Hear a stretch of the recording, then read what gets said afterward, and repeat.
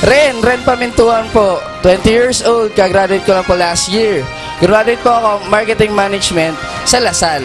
So tanong, bakit ang sa newly grad, graduate last year, pwede naman magtrabaho nasa First Vita Plus? Simple yung sagot. Nakakita ako ng mas maganda. Nakakita ako ng greater opportunity na alam kong hindi ko dapat palagpasin. Kaya kung ako sa'yo, tignan mo yung tao nag-imbita sa'yo. Ngayon pa lang, pasalamatan na, sobrang pasalamatan mo na siya. Yes. So bakit ako? Ako gusto ko personally pasalamatan yung parents ko. Ayan si Upline Daddy Efren, si Upline Mami Rose, kasi sila po yung naging angel ng buhay ko sa First Vita Plus. Yes, ako po nakita ko First Vita Plus dahil sa parents ko. Ang parents ko kasi, doing First Vita Plus, nung nag-aaral pa ako, hindi naman namin pinupush na magkakapatid na, anak, mag-Vita Plus ka. Anak, after mo mag-Vita Plus ka. Kaya lang nakita ko kasi, yun nangyari. Yung naging changes sa buhay namin nung after na nangyari yung trial sa amin. Imagine niyo 2007, bumagsak yung business namin. At the same year, nagkasakit pa mother ko, cervical cancer, stage 3. Ikaw, kahit hindi mo alam yung nangyayari o hindi direkta sinasabi sa amin ng parents namin na gano'n yung situation, nararamdaman mo. Normal ba yun? Yes. Diba, kung sa pamilya natin, sa loob ng pamilya, kung may problema yung anak, diba ramdam na magulang? Yes. O, vice versa, kung may problema na yung magulang, ramdam din ang anak. Yes, kasi bakit? Pamilya kayo eh. Kaya lang, the good thing about sa mga parents kasi ganito, once na may problema sila, hindi nila inaano sa mga anak nila. Kasi bakit? Parents sila eh, di ba? Ito matindi. Nung time na yun, naramdaman ko talaga yung changes talaga. Naramdaman na ko talaga yung trials na may nangyayari. There's something wrong sa family namin. Kasi bakit? Nabenta mga kotse namin eh. Pajero, benta. Diba? Tapos yung property na in-invest nila, muntik-muntik ang pamabenta. Bumagsak business namin, tapos may sakit pa pala si mami. Pero, grabe talaga. Glory to God talaga. Bakit? Nandiyan ang First Vita Plus. Imagine, kapatid, may reason yan. Bakit nakita mo First Vita Plus? Yung simpleng dahilan nga lang, bakit nakaupo ka dyan eh. Marami ng tao sa labas, tama? Ako, sobrang nabibless ako eh. Lalo na yung sharing ni Pastor kanina, na may rason ng bawat isa sa atin. Ba't natin ito ginagawa? Pero huwag mo kakalimutan na paano ka una napunta dito. May rason yan bakit mo nakita ang First Vita Plus. Ano yung rason mo bakit ka nag-dealer? Panghawakan mo yan. Ako blessed po talaga ako. Sobra pa akong thankful. Sobrang thankful sa company, especially kay God. Kasi bakit? Pinakita sa akin First Vita Plus. Imaginin ninyo, sa daang-daang tao sa labas, isa ka sa mga pinili, kapatid. Alam mo kung bakit? Ha? Hindi kasi lahat ng tao pwede yumaman. Ang nakakatuwa lang nito, we're given an opportunity na pwede tayong yumaman at umasenso. Kailangan panghawakan mo yan. Sabi ko, may dalawang dahilan ako ba't ginagawa First Vita Plus eh. Number one reason ko, sabi ko ganito, gusto ko yung nangyari sa amin, i-share ko sa ibang tao. Tama?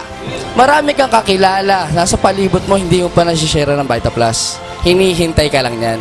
Tanong, i-delay mo ba? Patatagalin mo ba? Tama? Kung ikaw, i-share mo to yung goodness ng product, tingin mo sa labas makakatulong? Tingin mo magiging blessing ka rin sa ibang tao? Yes! Yun yung maganda sa ginagawa natin. Dito, partner, kapatid, yung pera given yan. Kaya lang dito sa ginagawa natin, hindi lang basta puro pera-pera. Tumutulong tayo sa tao. Binabago natin yung buhay ng tao. Noong last time nga, last week eh, nakausap ko yung anak nung presidente nung yung may Isuzu. Sabi niya sa akin, tinanong niya ako, ano ba ginagawa mo dito? And dami niyang tanong, hindi ko alam sasagutin, hindi ko alam kung ano sasabihin ko sa niya, iisa-isahin ko. Sinabi ko sa akin ganito, ang ginagawa namin dito, simple lang, nakikita mo yung dami ng tao yan. Bawat isa yan, binabago buhay ng tao, ng mga tao nasa labas. Kasi bakit? Lahat tayo, nabago ang buhay nung pumasok tayo sa Vita Plus. Tama? So sabi ko, grabe yung blessing na to. I-share natin yung produkto, yung sistema ng First Vita Plus na alam natin nakatulong sa atin na makakatulong din sa kanila. Imagine, no, at the end of the day, yung mayaman ka pa. So sabi ko, nung nakita ko First Vita Plus, syempre, newly grad ako, kag-graduate ko lang, nagkaroon din ako ng syempre, isip-isip din ako. So, tinanong ko rin sarili ko, ano ba gagawin ko? Magtatrabaho ba ako? Mag-Vita Plus ako? Inanalyze ko sarili ko. Sabi ko, teka, ano ba yung gusto kong gawin? Ano ba yung gusto ko? Simple lang. Sabi ko, gusto ko yumaman. Tanong, kayo, gusto niyo ba yumaman? Yes! Yes? O, taas kayo kami ng gusto yumaman? Dalawa kamay!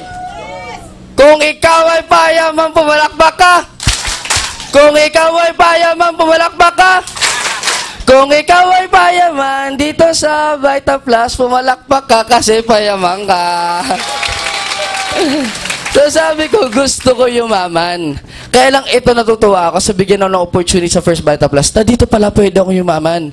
Grab ko yung opportunity. Kasi bakit? Sabi ko, tinignan ko yung buhay ng parents ko. Sabi ko, employment, wala namang problema dyan. Kasi bakit? Yan ang bumuhay sa amin, nakapagparal sa amin. At wala namang problema yan sa ibang tao. Kaya lang, kapatid, pinag-uusapan kasi natin yung pagyaman.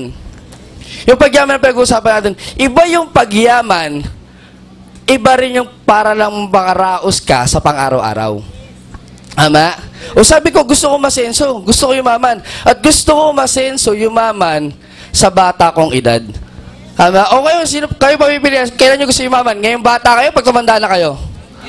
Ang hirap pumunta sa Boracay, mayaman ka, kulubot ka naman. Di ba? Ay, so, tinatamaan na tayo. Joke lang po.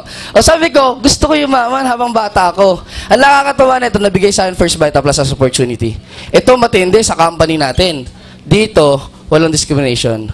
Kahit sino ka, kahit ano ginagawa mo, ano kakayanan mo, basta kapatid, may pangarap ka, pasok ka dito.